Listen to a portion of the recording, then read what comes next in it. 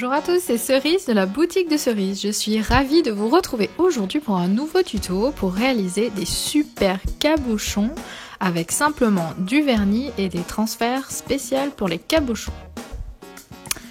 Alors, il vous faut les fameux transferts, ensuite un cabochon et un support de cabochon. Donc moi j'ai choisi de faire une parure avec la bague, les boucles d'oreilles et le pendentif. Il vous faudra aussi de la pâte à fixe, de la colle pour bijoux, de l'eau tiède et bien sûr des vernis. Pour commencer, donc moi je fixe mes cabochons sur de la pâte à fixe.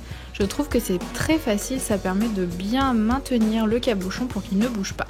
Donc vous placez la face bombée de votre cabochon en verre sur la pâte à fixe. Vous appuyez légèrement et le tout est fixé, vous pouvez travailler tranquillement. Ensuite, moi j'ai appliqué une première couche de vernis pailleté. Je trouve que c'est super chouette avec des paillettes. Après, le transfert tient mieux avec une première couche de vernis. Donc si vous n'aimez pas les paillettes, vous pouvez mettre une première couche de base ou de vernis transparent. Ensuite, il faut bien laisser sécher, ne pas être pressé. Ces cabochons sont longs à faire, mais vous verrez, le résultat est superbe. Une fois que votre première couche est bien sèche, vous allez pouvoir appliquer vos transferts spéciaux pour les cabochons. Donc vous allez découper le motif qui vous plaît. Ici, j'ai choisi la plaque avec les petits chats, trop mignons. Une fois que vous avez découpé vos petits modèles, vous vérifiez bien si la taille correspond bien à la taille de votre cabochon en verre, que ça fasse quelque chose d'homogène. Vous enlevez la pellicule plastique qui est sur le dessus du visuel.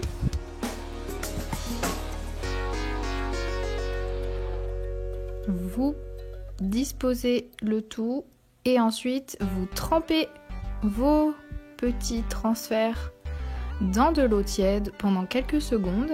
Avec une pince à bout droit, c'est parfait. Et vous allez ensuite le retourner pour le placer sur votre cabochon en verre. Vous faites une légère pression pour que cela adhère à votre vernis, votre première couche de vernis. Et ensuite, vous tirez délicatement le petit papier qui reste et votre transfert est sur votre cabochon. C'est aussi simple que ça. Vous faites de même pour tous vos transferts.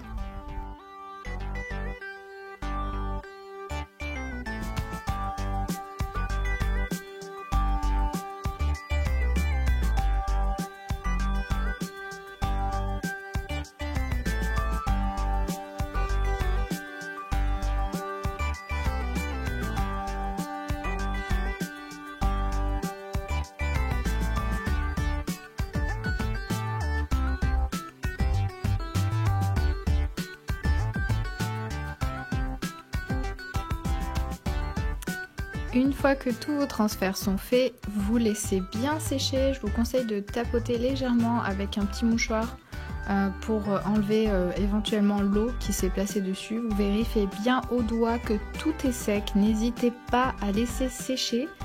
Le rendu n'en sera que meilleur.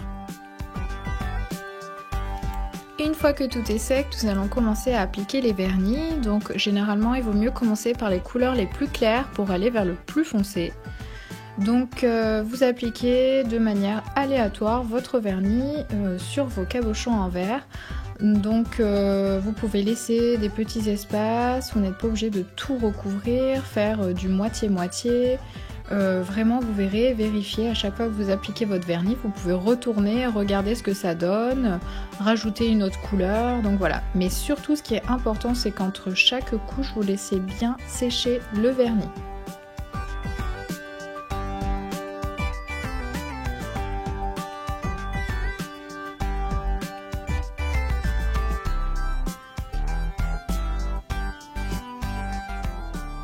Concernant les vernis, moi j'ai pris des vernis lambda, c'est-à-dire que c'est pas des vernis de marque, C'est des vernis que j'avais achetés exprès justement pour ce genre de travaux et qui sont totalement parfaits. Vous n'êtes pas obligé d'investir dans des vernis très très chers pour réaliser ces cabochons en verre.